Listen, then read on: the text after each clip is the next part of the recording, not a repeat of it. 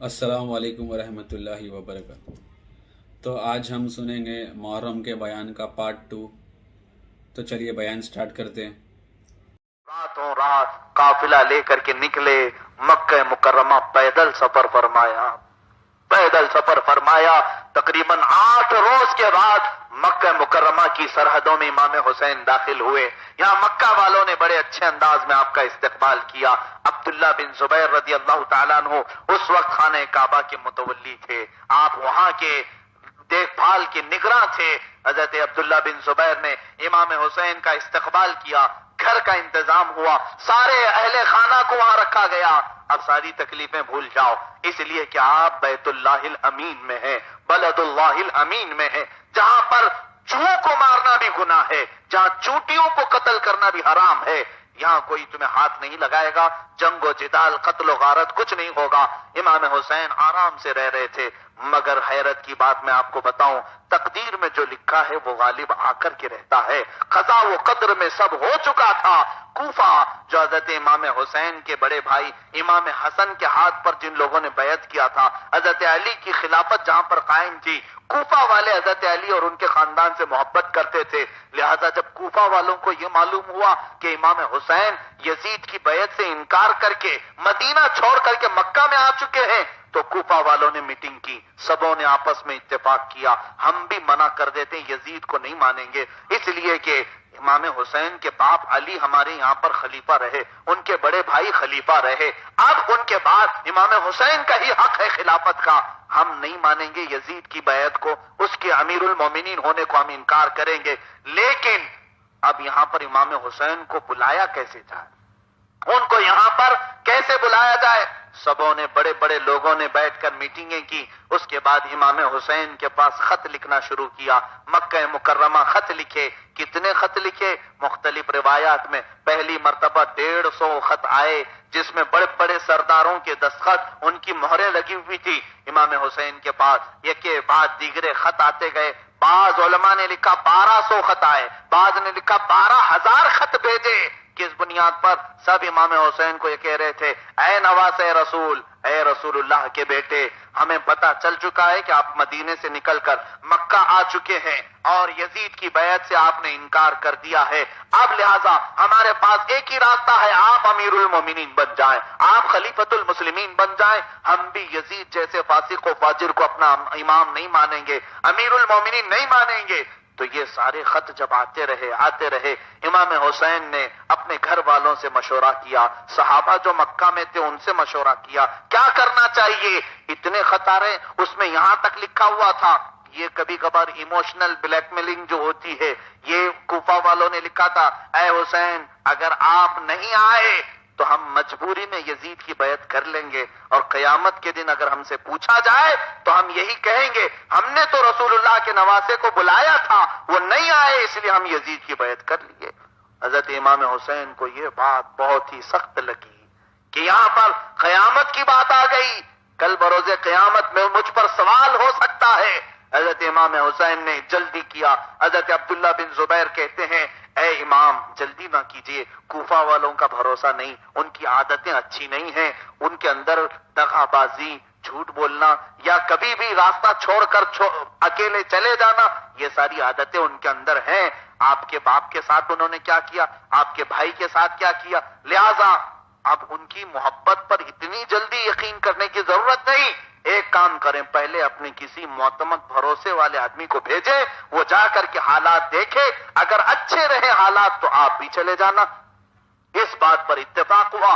امام حسین رضی اللہ تعالیٰ عنہ نے اپنے مجمع میں، اپنے اہل خانہ میں دیکھا تو حضرت امام مسلم بن عقیل رضی اللہ تعالیٰ عنہ، جو امام حسین کے چچیرے بھائی تھے، حضرت علی کے سگے بھائی عقیل، ان کے بیٹے حضرت امام مسلم ہیں، آپ نے ان کو بلایا اور کہا، اے مسلم، میں چاہتا ہوں کہ تم میرے وکیل بن کر کے جاؤ اور کوفہ میں جا کر دیکھو حالات کیسے ہیں، یہ جتنے لوگوں نے خط لکھا ہے حقیقت میں یہ محبت کرنے والے سچے ہیں یا پھر ایسی ہی زبانی جمع خرچ ہے؟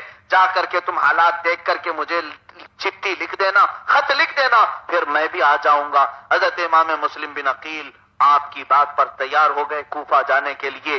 جب دوسرے دن آپ نکلنے لگے، آپ کے دو ننھے شہزادے تھے، حضرت محمد اور ابراہیم، ایک کی عمر 8 سال اور ایک کی عمر 6 سال یا 7 سال بتائی گئی۔ یہ دونوں شہزادے اپنے باپ سے بہت لگاؤ رکھتے تھے، بڑی محبت کرتے تھے۔ دونوں نے کہا ابا جان ہمیں یہاں چھوڑ کر کے مت جاؤ، ہم ساتھ میں چلیں گے۔ حضرت امام مسلم بن عقیل نے دونوں بچوں کو ساتھ میں لے لیا۔ کبھی کبھار ہوتا ایسے ہے، کچھ بچوں کو ماں سے لگا ہوتا ہے، کچھ بچوں کو باپ سے زیادہ لگا ہوتا ہے، وہ بچے باپ سے زیادہ لگاؤ رکھتے تھے۔ امام مسلم بن عقیل نے دونوں شہزادوں کو لے لیا اور مکہ سے نکل کر کہاں آئے؟ کوفہ آئے۔ کوفہ عراق کا ایک علاقہ ہے، آج بھی یہ کوفہ موجود ہے، ایک شہر ہے۔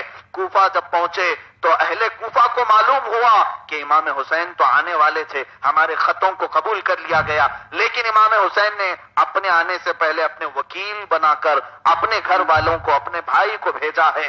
تو کوفہ والے تو محبان اہل بیت تھے، اہل بیت سے بہت محبت کرتے تھے۔ امام مسلم بن عقیل جس وقت کوفہ میں داخل ہوئے، سبوں نے بہت شاندار استقبال کیا، اتنا بڑا استقبال کیا کہ امام مسلم دیکھ کر کے دنگ رہ گئے۔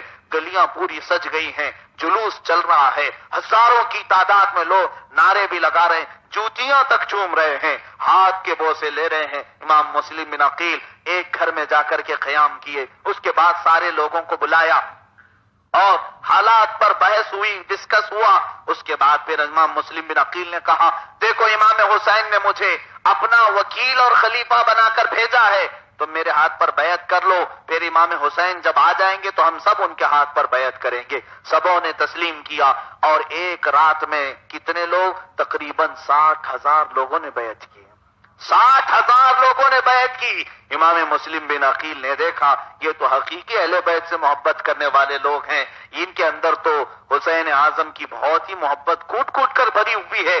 جہاں دیکھو دعوتیں، لوگ اپنے اپنے گھروں میں بلانے کے لیے قطار میں کھڑے ہوئے ہیں۔ امام مسلم بن عقیل رضی اللہ عنہ نے یہ سارے حالات دیکھے تو امام حسین کو چٹھی لکھ کر کے بھیجا، اے امام یہاں تو حالات بہت اچھے ہیں، مجھ کو جب ان لوگوں نے سر پر اٹھا رکھا ہے، جب آپ آئیں گے تو پھر ان کی محبت تو دیکھنے کے قابل ہوگی۔ امام مسلم کو جب یہ اتنا چاہ رہے ہیں تو امام حسین کو کتنا چاہیں گے۔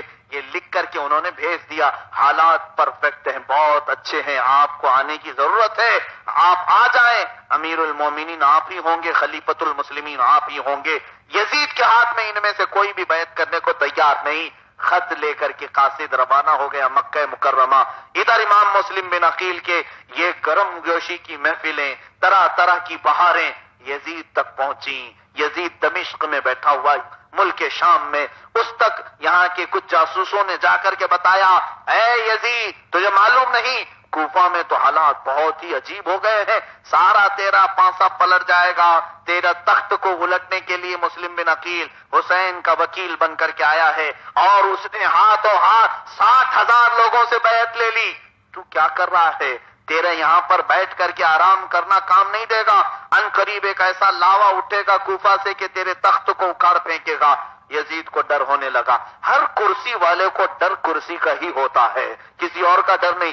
دین جائے کہیں پر بھی، سنت جائے کہیں پر بھی، لوگ کرسی بچانے کے لیے تو جان بھی دے دیتے ہیں۔ میاں یاد رکھنا کرسی بھی ایک نشہ ہے، شراب سے بڑا نشہ ہے، جوے سے بڑا نشہ ہے۔ کچھ لوگ کرسی اس لیے حاصل اس میں کچھ آمدنی نہ بھی ہو تو کرسی حاصل کرنا چاہتے ہیں، کچھ اس میں پیسے آنے کی امید بھی نہیں، ایسے بھی جگہوں پر کرسیاں حاصل کی جاتی ہیں۔ کیوں؟ اس لیے کہ وہ ایک نشہ ہے، وہ ایک نشہ ہے۔ بہتوں کو خریدا گیا صرف کرسی دے کر کے، بہتوں کا ایمان تباہ کیا گیا کرسی کی لالچ میں۔ کسی کو بھی کہہ دو کہ یہاں کا تمہیں لیڈر بنا دیا جائے گا، یہاں کا تمہیں حاکم بنا دیا جائے گا، یہاں کا تمہیں بڑا گورنر بنا دیا جائے گا، لوگ اپنے ایمان کے سودے کر لیتے ہیں، اپنے بیوی بچوں کا قتل بھی کر لیتے ہیں۔ بہتوں کو دیکھا گیا۔ آج بھی حالات ہمارے ہندوستان کے اس سے بھی زیادہ خطرناک ہیں، لوگوں کو خریدا جاتا ہے۔ اے مسلمانوں تمہیں اگر لالچ دے کر کے کہہ دیا جائے کہ تمہیں فلاں جگہ کا MLA بنا دیا جائے گا، یہاں کا MP کی سیٹ دی جائے گی، تم ذرا مسلمانوں کو ورغلاؤ، ہماری محبت ان کے دلوں میں ڈال دو، اگر تمہیں کہیں یہ بات آئے ایک ہی بات کرنا، اے نادان و ظالمو ہمیں تمہارے کرسی کی ضرورت نہیں، اللہ نے ہمیں آیت الکرسی عطا فرمائی ہے۔ ہمارے لیے آیت الکرسی کافی ہے، تمہاری کرسیوں کی ضرورت نہیں ہے۔ جس وقت ایمان والا یہ جواب دے گا، اللہ تعالیٰ اس کے قدموں کے نیچے کرسیاں عطا فرمائے گا، حکومت اس کے ہاتھ میں ہوگی انشاءاللہ العزیز۔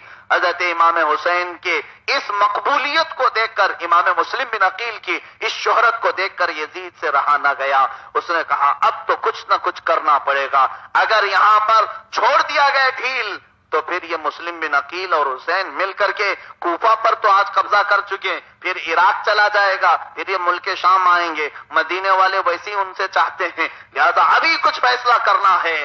تو اس نے، یزید نے آنے والے جاسوسوں سے کہا رکو، اب میں ایک ایسے شخص کو کوفہ بھیجوں گا جسے رہتی دنیا تک یاد کیا جائے گا۔ اس کی نظر سیاست میں بڑی تیز تھی، اس نے اپنی محفل میں دیکھا کوئی نظر نہ آیا تو ایک شخص کا خیال آیا جو بڑا ہی ظالم و جابر تھا، عبید اللہ بن زیاد، جو بصرہ کا گورنر تھا۔ بصرہ بھی ایک شہر ہے، یزید کو معلوم تھا کہ وہ بھی اسی کی برادری کا ہے، اس لیے کہ ہر آدمی جانتا ہے اس کی جو کیٹیگری کا ہے اس کو وہ بہت جلدی پہچانتا ہے۔ یزید بھی جان چکا تھا ابن زیاد یہ بھی شراب نوش، یہ بھی زانی تھا، بلکہ روایات یہاں تک بتاتی ہیں وہ ایک طوائف کا بیٹا تھا، اسے بصرہ کی گورنری دی گئی تھی، حاکم بنایا گیا تھا۔ اس نے، یزید نے فوراً ابن زیاد کو لکھ کر کے بھیجا کہ تم جاؤ کوفہ کی تمام گورنری اور وہاں کی حکومت کو سنبھال لو۔ اس وقت کوفہ میں گورنر کے مقام پر حضرت نعمان بن بشیر رضی اللہ عنہ، ایک صحابی، وہ گورنر تھے، والی کوفہ تھے، ان کو اتارنے کا آرڈر جاری کیا۔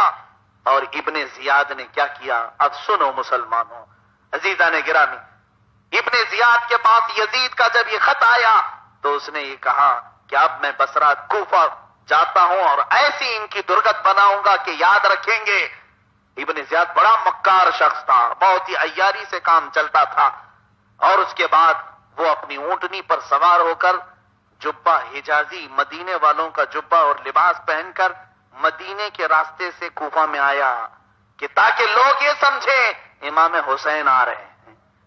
امام حسین مکہ سے آنے والے تھے تو اسی راستے سے یہ کوفہ میں آیا، اور اپنے چہرے پر نقاب ڈال کر تو لوگ نعرے لگانے لگے، اے رسول اللہ کا نواسہ آ گیا ہے، سبط رسول آ گئے، جگر گوشے بطول آ گئے، حیدر کرار کا شہزادہ آ گیا ہے۔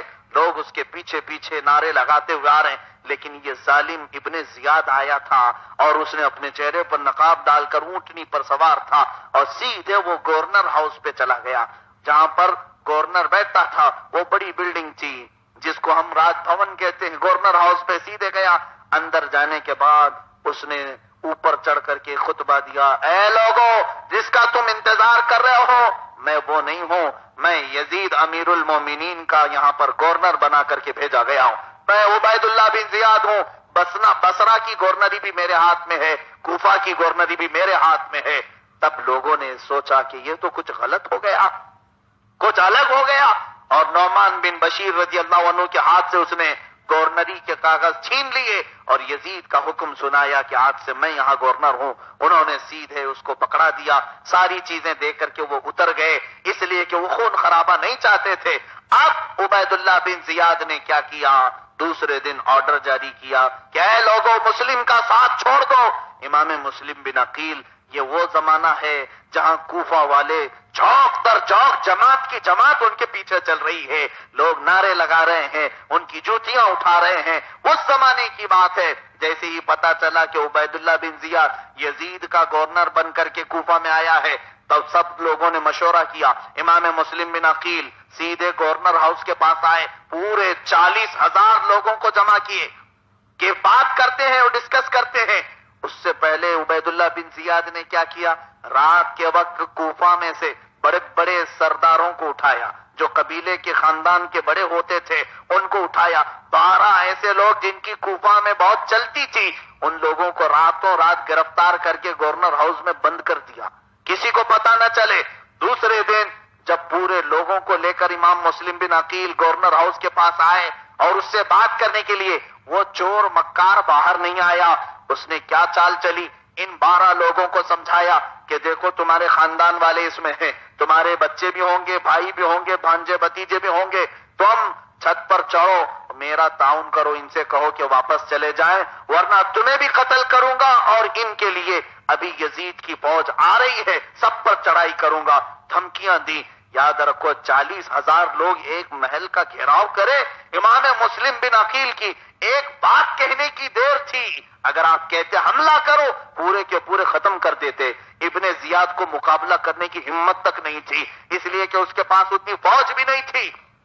40,000 لوگوں کا کیا مقابلہ کرتا؟ تو اس وقت امام مسلم بن عقیل نے کوئی آرڈر جاری نہیں کیا، فرمایا ہم رسول اللہ کے گھر والے قتل و غارت ہرگز نہیں پسند کرتے، مصطفیٰ کا یہ گھرانہ ہے اور ان کی امت کا خون بہانا ہمیں گوارا نہیں ہے، لہذا خاموش رہو۔